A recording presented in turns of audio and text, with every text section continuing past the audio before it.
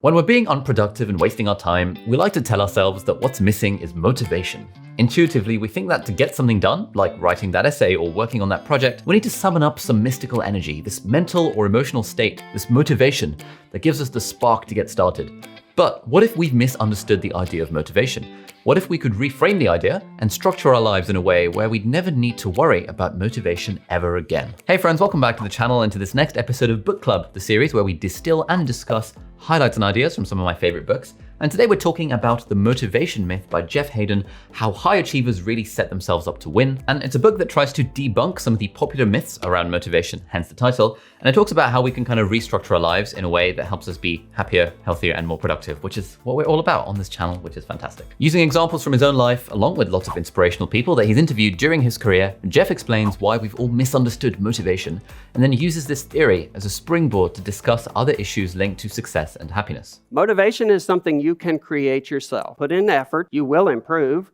you will make progress. That feels good, and that gives you enough motivation to carry you to the next day so that you can get up and do whatever it is on your plan. Although there's loads of snippets of wisdom in the book, we're going to split this video up into 3 core ideas. We'll start by looking at why motivation is not the spark, then we'll look at processes over goals, and finally, why being a jack of all trades is the best way to live life. The first idea, and the premise that the whole book is based around, is the idea that motivation is not the spark. This is the ultimate motivation myth. It's this idea that we all have where we think we need motivation to get something done. If you're anything like me, you might watch a motivational YouTube video or read a motivational quote or see someone's topless photo on Instagram and think, yes, I'm motivated, I've got the motivation to get that body, I want to look like Zac Efron. But if you're anything like me, that motivation never lasts. And Jeff actually calls us out in the book very nicely. He says that for most of us, motivation is a sugar rush that never lasts. And instead, he says that there is only one recipe for gaining motivation: success. Specifically, the dopamine hit we get when we observe ourselves making progress. The main idea is that motivation doesn't lead to action. Instead, action leads to success, which leads to motivation, which prompts action, which generates more success and more motivation. And this creates a positive dopamine-driven feedback loop. It's these tiny doses of success that give us the motivation that we need to continue. And so with this model, motivation isn't based on wishing and hoping that we're going to get this activation energy to do the thing. Instead, it's based on this reality that we're creating for ourselves where we're doing the thing, we're getting small successes, we're generating those dopamine hits in our brain, and that is encouraging us to continue doing the thing.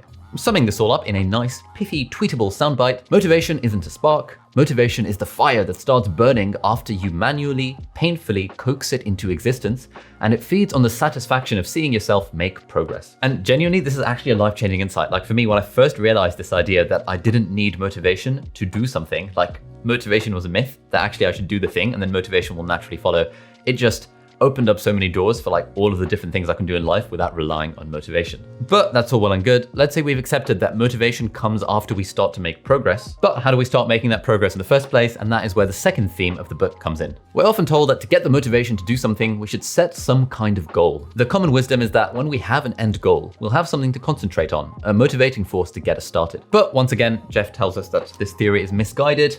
He says that there's nothing wrong with having a goal, but just having a goal isn't enough. For me, just having a goal to run a marathon is not actually going to get me across the finish line. Instead, success depends on our process. When we focus on process, we build the foundations for our success, and therefore we generate the momentum and the positive feedback loop that maintains the sustainable fire of motivation. As Jeff says, if you dedicate yourself to working your process, you will make progress, and then success is inevitable. So if we're trying to run a marathon, for example, the goal would be, I want to run the marathon, but that's fine. But then we forget about the goal and instead focus on the process of every day I'm going to do a certain amount of kilometers or miles or whatever runners do. And in the book, he's got loads of tips about how we stay on track with the whole process thing. One of my favorite ones is using the power of language. When we're doing anything that's hard, we are going to be tempted to stray from the process. For me starting this YouTube channel, the process is I'm going to make 1 or 2 videos a week. And it's very, very tempting to stray from that because all other things in life come up. But actually one way of keeping ourselves on track, and one thing that I find really helpful, is by changing our language. So moving from I can't to I don't. So I can't is a decision that we've made that's based on external processes.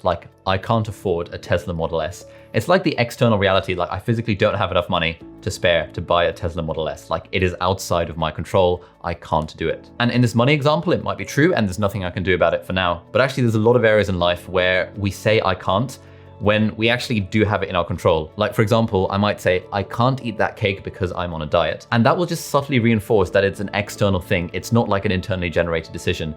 And so inevitably I'm gonna end up caving and I'm gonna eat the cake because I've said I can't. And the trick that we can do to kind of get over this is to replace I can't with I don't. Because I don't is much more a personal lifestyle identity type decision rather than an external forces type decision. Like if I say, I don't eat unhealthy meals, I'm reinforcing to myself that I'm a healthy person, therefore I don't eat unhealthy meals. If I say I don't drink, that is reinforcing that this is my identity. If I said I can't drink, it's sort of, I can't drink because I'm driving tonight, I can't drink because I'm pregnant. It's, you know, it's an external force. It's not an identity-based thing. So whenever I can, if I ever find myself using the phrase I can't, like then I switch it around to I don't. So like, oh, I can't eat that McDonald's drive-thru. No. I don't eat McDonald's drive-thru because I'm gonna look like a Gymshark athlete one day, and this is my identity, this is who I am. And so after reading books like Motivation Myth and Atomic Habits, the way that I think of goals now is that, yeah, you set a goal, but then you completely forget about the goal and you focus on the process instead. And you can read the Motivation Myth to get loads of other tips about this. And on that note, maybe if for you, getting started with something or sort of sticking to the process is a difficult thing, you might like to check out my brand new class on Skillshare about the principles of productivity. In the class, we start by defining what productivity actually means with my patented productivity equation, and then we talk about the 3 myths, the 3 laws, and the 3 powers of productivity.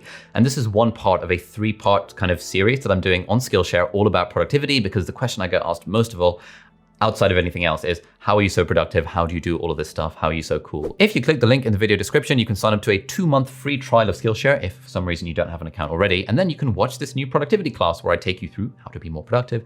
You can also check out my classes on how to study effectively for exams, how to memorize anything with flashcards, how to edit videos exactly like this one. I've got loads of stuff, like sort of hours and hours and hours of content on Skillshare, and you should definitely sign up to Skillshare to watch all of that because it'll be good. Once your trial's over, the premium subscription is less than $10 a month, and it is totally worth it. Like I pay for Skillshare, even though I'm a Skillshare teacher and they sponsor my videos and stuff.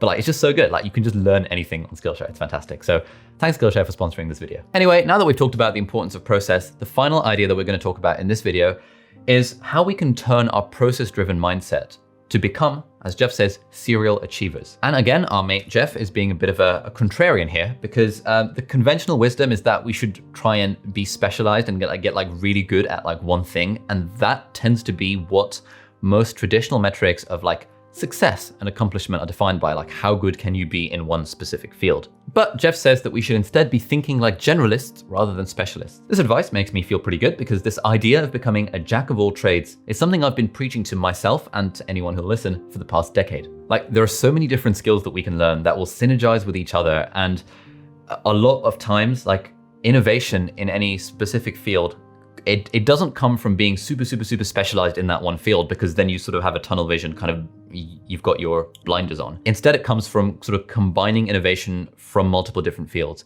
So if you are a generalist, if you're a multidisciplinary sort of person, you can then combine these things in interesting ways to make a company or invent something cool or just make loads of money or kind of do whatever you want.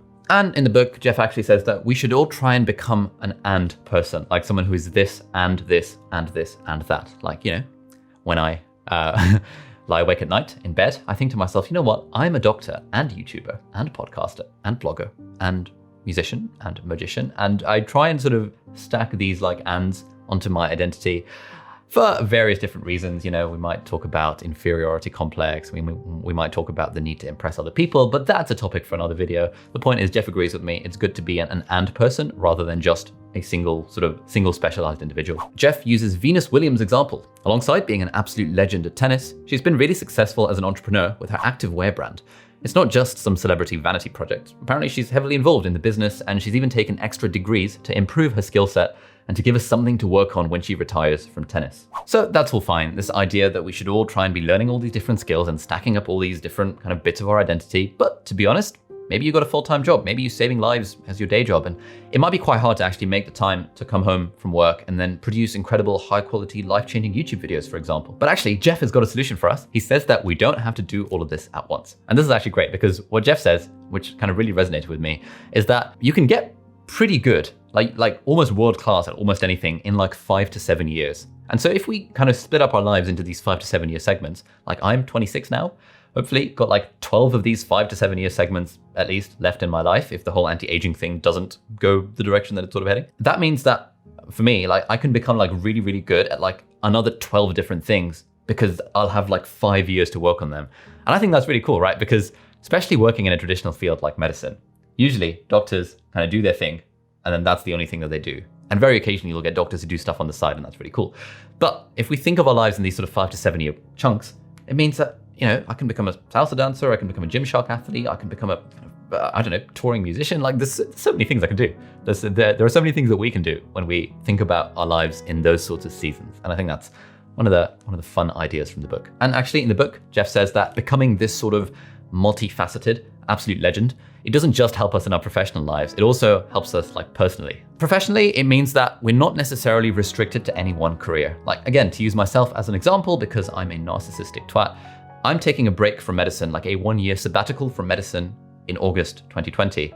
And I can do that because I've got these other businesses and this YouTube channel and stuff that make money on the side, which gives me the freedom to explore other interests. And that's a freedom that a lot of other colleagues that I have, people who are also taking time off, they don't necessarily have that because instead they have to kind of do locums and do extra shifts to actually make money. But apparently on the personal side as well, Jeff says that a lot of the people that he's interviewed, it seems like the people who are the happiest in his estimation, are the people who have got these sort of this and this and this and that, like who have different facets of their identity and their sort of their lives.